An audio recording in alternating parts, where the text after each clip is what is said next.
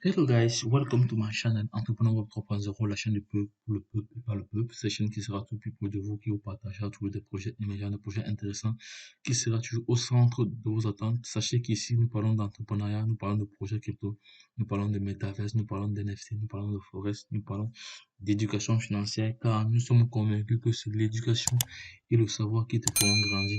Entre autres, nous avons aussi un programme de formation taillé sur mesure en fonction de vos besoins. Donc, bref, avec accompagnement. Ce sont des formations personnalisées.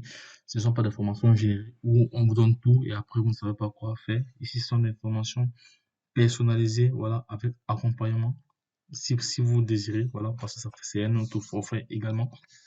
Donc, ici, sur cette chaîne, vous allez toujours avoir de la valeur car au quotidien, nous faisons ce qu'on appelle l'analyse technique et fondamentale des projets crypto, le décryptage également.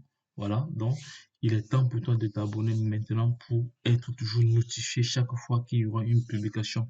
Voilà, parce que cette chaîne vise à éduquer, à informer, à former, à coacher, voilà, et à sensibiliser les personnes intelligentes ou les personnes qui sont passionnés de la blockchain ou des projets crypto. Voilà, donc ce soir, il est passé 4 heures comme ça. Voilà, donc je vais m'attarder sur un sujet qui fait l'actualité actuellement concernant la plateforme Liepima, voilà, qui est une plateforme d'investissement de trading, voilà, de trading qui actuellement a des soucis depuis plusieurs mois. Elle n'arrive plus à payer ses investisseurs. Voilà, donc je vais donner mon point, je vais partager une information. Bon, je pense que peut-être certaines personnes seront peut-être vont me dire le contraire ou pas. Donc, de toute façon, j'attends vos commentaires. Voilà.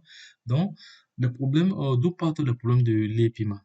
Voilà, vous savez, avant, il y avait ce qu'on appelle le marché parallèle, le marché secondaire. Donc, c'était un marché qui permettait aux différents souscripteurs de se vendre des limos. Voilà, il y avait le prix des limos qui était fixé par l'entreprise à 1000 francs, à 1000 francs CFA. Donc, et les souscripteurs, les leaders, voilà, se vendaient les cryptos entre eux à 600. Donc, ce qui faisait que la compagnie avait déjà une perte de 400.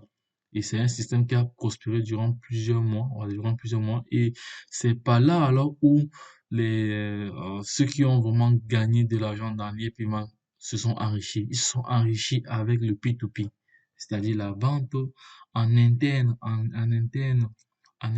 entre les souscripteurs. Donc voilà où part alors la chute de l'EPIMA quand le CEO décide maintenant de forcer cela, donc de diminuer cela, d'encadrer cela, voilà, au niveau des différents, au niveau des différents coachs, voilà, de créer un autre marché, que lui-même il alimentait certains coachs. Donc, si je me trompe, les gars, dites-moi, voilà, parce que c'est un projet si je me trompe, pardon, dites-moi en commentaire. Voilà, parce que je donne juste mon point de vue. J'essaie d'analyser, parce qu'actuellement, je reçois beaucoup de questions, beaucoup de questions. Il est bien vrai que en ce temps, il est bien vrai que moi, je n'ai pas investi dans ce projet parce que j'avais déjà lu le projet depuis. Voilà. Donc, c'est à partir de ce moment-là, quand le robinet a été fermé, c'est ça qui a créé tout ce désordre-là. Et ceux qui ont vraiment profité, ceux qui ont vraiment profité, les coachs là, qui ont vraiment profité, les diamants, tout ça, ce sont des personnes qui ont créé un réseau de vente, de limo dans le marché secondaire, ou au marché parallèle. Voilà, le CEO, voyant cela, et il s'est dit que si ça continue comme ça, le système devait tomber. L'un d'une manière ou de l'autre, le système devait tomber. Donc, certaines personnes disent il était égoïste, il ne voulait pas que cela prospère, voilà, parce que il voyait que les personnes s'enregistraient énormément sur son dos parce que en même temps, la plateforme avait une perte de 400 francs par limo. Imaginez vous-même le nombre de limos qui circulaient. Voilà. Et voilà d'où est partie alors la richesse, ceux qui ont vraiment bénéficié de ce projet. Parce que ceux qui sont entrés disons en 2021 n'ont rien eu, ils n'ont pas vraiment bénéficié parce que il y avait un, comment dirais-je, je vais comment expliquer cela. Donc, les informations qu'ils recevaient, pour certaines personnes, on leur demandait de faire ce qu'on appelle les intérêts composés, c'est-à-dire tu utilises tes bénéfices pour pouvoir faire des upgrades, pour pouvoir réinvestir. Voilà, c'était ça. Ce qui fait que les personnes qui sont entrées dans cette pyramide vers 2021, voilà, n'ont pas vraiment bénéficié comme les personnes qui sont entrées en 2019, voilà, ont, qui étaient au four au moulin, voilà, qui ont mis en place des systèmes, qui ont mis en place des réseaux, voilà, qui généraient beaucoup de lumière. Voilà, donc c'était cette partie. C'est en ce moment où plusieurs personnes sont vraiment entrées. Et aussi, lorsque les plateformes telles que P3P, Impero Solution, voilà, Wozu, ces plateformes-là ont scammé, voilà, ont scammé, voilà. Quand ces plateformes-là ont scammé, c'est en ce moment où plusieurs personnes, voilà, qui étaient sur cette plateforme se sont retrouvées sur les piments. Voilà, voilà à peu près mon point de vue là. Donc je dirais que les problèmes ont commencé à partir de ce moment-là, à partir de ce moment-là. Et l'entreprise également n'a pas de liquidité parce elle a investi beaucoup d'argent et cet argent qu'elle a investi ne produit pas encore parce qu'elle a investi dans les compagnies aériennes. Voilà, parce qu'il y a plusieurs personnes qui ont dit qui informent que ces compagnies aériennes ne fonctionnent même pas comme il faut.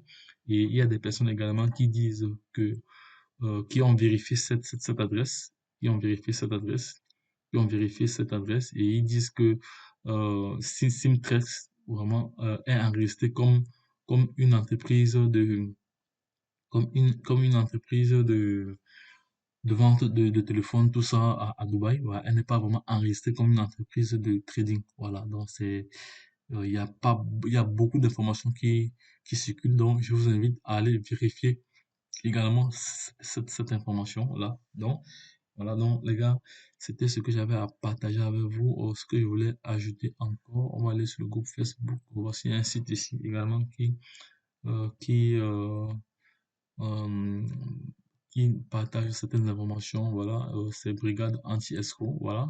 Donc, et on voit très bien que ici, le CEO lui-même, il se contredit, il se contredit après il se contredit parce que au départ, lui il disait il disait à tout le monde de ne pas faire, que tout le monde ne peut pas aller faire du trading, que tout le monde ne peut pas trader.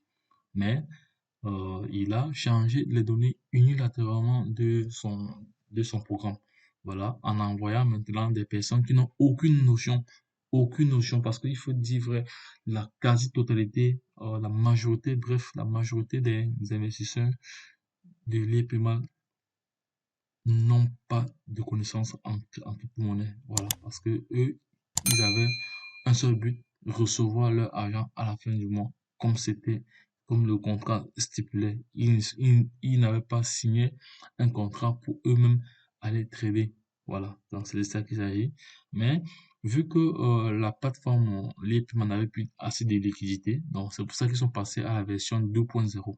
Là, c'est mon point de vue. Moi, je pense que étant donné que la plateforme n'avait plus de liquidité et que c'était un Ponzi, une pyramide de Ponzi, parce que l'argent des premiers, les derniers souscripteurs permettait de payer les premiers, ceux qui étaient au-dessus de la pyramide. Voilà, c'est de ça qu'il s'agit. N'ayant plus assez de liquidité, voilà, c'est pour ça ils ont donc pensé à créer une porte de sortie qui était l'épaiement 2.0. Voilà, la création du Limo Coin. Et en même temps, ils ont créé le Limocon et ils ont créé le Limocon. Ils se sont également bien enrichis avec cette crypto-monnaie parce que les investisseurs n'ont pas vraiment profité. Quand les investisseurs sont entrés sur le marché, les souscripteurs sont entrés sur le marché, la perte avait déjà chuté. Voilà, donc c'est comme ça.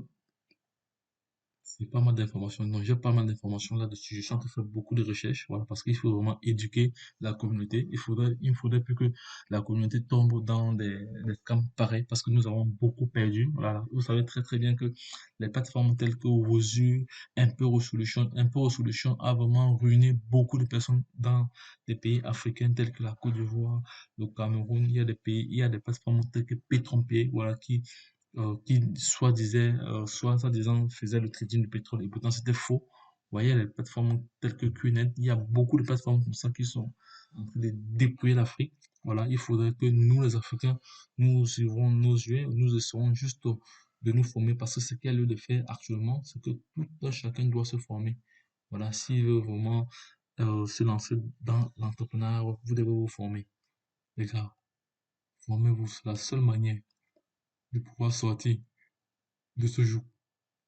Bon, les gars, si vous avez d'autres informations que j'ai omis, voilà, ou que j'ai passées, n'hésitez pas de les écrire en commentaire, pas. Il est temps que je vais dormir. Donc, les gars, lorsque je l'ai dit, retrouvons de l'autre côté. Bye bye.